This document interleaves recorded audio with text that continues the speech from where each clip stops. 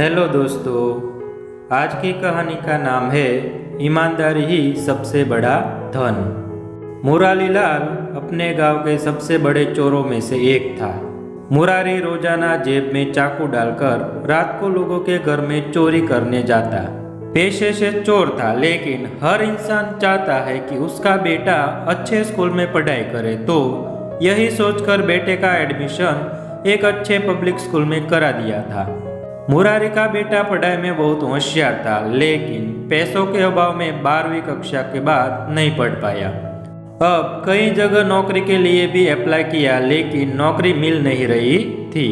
एक तो चोर का बेटा, ऊपर से केवल 12वीं पास, तो कोई नौकरी पर नहीं रखता था। अब बेचारा बेरोजगार की तरह ही दिन रात घर पर पड़ा रहता था। मुरारी को बेटे की चिंता हुई तो सोचा कि क्यों ना इसे भी अपना काम ही सिखाया जाए। जैसे मैंने चोरी करके अपना गुजारा किया, वैसे ये भी कर लेगा। यही सोचकर मुरारी एक दिन बेटे को अपने साथ लेकर गया। रात का समय था।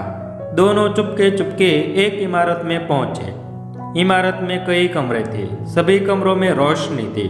देखकर लग रहा था कि किसी अमीर इंसान की हवेली है। मुरारी अपने बेटे से बोला, आज हम इस हवेली में चोरी करेंगे। मैंने यहाँ पहले भी कई बार चोरी की है और खूब माल भी मिलता है यहाँ। लेकिन बेटा लगातार हवेली के आगे लगी लाइट को ही देखे जा रहा था। मुरारी बोला, अब देर ना करो, जल्दी अंदर चलो, नहीं तो कोई देख लेगा। लेकिन बेटा अभी भी हवेली की रोशनी को निहार रहा था और वो करुण स्वर में बोला, पिताजी, मैं चोरी नहीं कर सकता। मुरारी, तेरा दिमाग खराब है, जल्दी अंदर चल।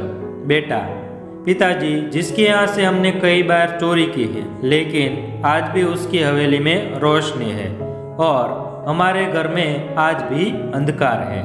मेहनत और ईमानदारी की कमाई से उनका घर आज भी रोशन है और हमारे घर में पहले भी अंधकार था और आज भी। मैं भी ईमानदारी और मेहनत से कमाई करूंगा और उस कमाई के दीपक से मेरे घर में भी रोशनी होगी। मुझे ये जीवन में अंधकार भर देने वाला काम नहीं करना। मुरारी की आंखों से आंसू निकल रहे थे। उसके बेटे की पढ़ाई आज सार्थक होती दिख रही थी। तो मित्रों, बेईमानी और चोरी से इंसान क्षण भर तो सुखी रह सकता है, लेकिन उसके जीवन में हमेशा के लिए पाप और अंधकार भर जाता है। हमेशा अपने काम को मेहनत और ईमानदारी से करें। बेईमानी की कमाई से बने पकवान भी ईमानदारी की सूखी रोटी के आगे फीके हैं। कुछ ऐसा काम करें कि आप समाज में सर उठा के चल सके। धन्यवाद।